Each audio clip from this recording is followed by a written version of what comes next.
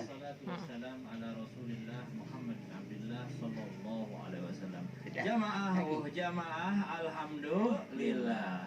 Nah, ini kejadian yang sering terjadi di kehidupan kita, yaitu bully membuli. Apalagi anak-anak sering banget terjadi bullying ini. Mudah-mudahan anak-anak kita dijadikan anak-anak yang sehat, anak-anak yang kuat, baik secara psikis maupun fisiknya. Karena bullying ini pasti menyerang yang utama, yaitu psikis. Bagaimana psikologi anak ini akhirnya terganggu dan akhirnya mengakibatkan tumbuh kembangnya kurang baik ke depannya. Dan juga nabi-nabi terdahulu ada yang pernah merasakan bullying. Di antaranya siapa? Yaitu Nabi Yusuf. Nabi Yusuf ini dibully oleh saudara-saudaranya. Dan sebelumnya juga Nabi Yakub, ayah daripada Nabi Yusuf, sudah memperingatkan kepada Yusuf alaihissalam untuk tidak menceritakan ru'yanya, untuk tidak menceritakan daripada mimpi yang dia rasakan, mimpi yang sangat luar biasa. La taqsus ru'yaka ala ikhwatika. Jangan kau ceritakan cerita tersebut kepada saudara-saudaramu. Dan subhanallah, tapi saudara-saudara Nabi Yusuf ini masih membuli Yusuf, dan akhirnya Nabi Yusuf ini terbuang. Dan subhanallah, Allah subhanahu wa ta'ala jadikan tumbuh kembang Nabi Yusuf ini sangat mulia, dan akhirnya menjadi seorang Perdana Menteri yang sangat luar biasa. Nah, ini orang sekuat Nabi Yusuf. Tapi bagaimana kalau anak-anak zaman sekarang yang belum tentu mentalnya seperti Nabi Yusuf? Bahkan bukan hanya sekali Nabi Yusuf ini kena bullying, berkali-kali difitnah, dituduh main dan lain sebagainya. Tapi subhanallah, mudah-mudahan anak-anak kita anak-anak yang kuat. Nah, bagaimana antisipasi kita menghadapi daripada bullying tersebut? Yang pertama kita harus kuat. Dalam artian mental kita harus kuat. Ketika menerima bullying, kita harus tahu bahwa ini hanya bulian semata, dan jangan sampai ibaratnya mengotori daripada hati kita. Memang yang namanya bullying nggak ada yang nggak enak semua ceritanya.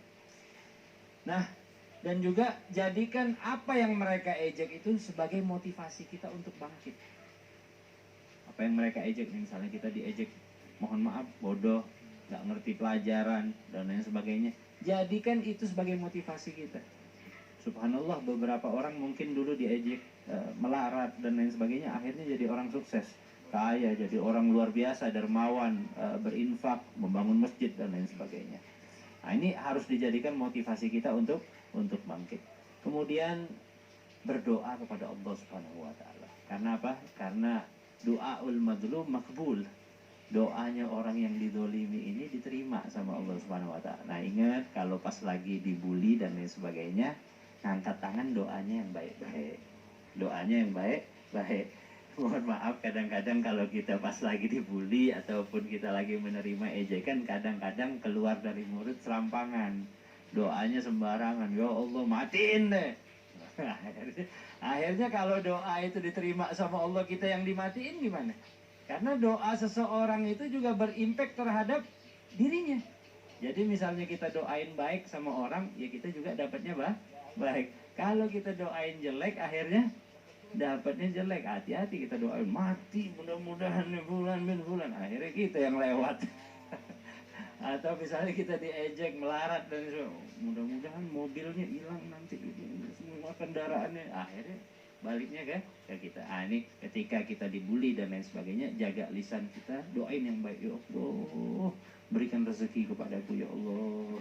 Ya Allah, anugerahkan sabar kepadaku ya Allah. Ya Allah, panjangkan umurku ya Allah. Ya Allah, berkahi anak-anakku. Nah, ini doa-doa di saat krisis inilah yang mudah-mudahan jadi wasilah doa kita diterima oleh Allah Subhanahu wa taala. Kadang-kadang kita ibadahnya males, tapi doanya minta kabul, minta cepetan. Tapi ada waktu ijabah. Kapan? Ketika kita dibully, kita berdoa kepada Allah. Masya Allah. Tapi kalau ngomongin masalah hinaan, makanya saya bilang ada sahabat saya itu yang kuat banget, bahkan sekarang udah jadi orang sukses. Masya Allah. Itu hinaan dalam hidupnya dia itu banyak.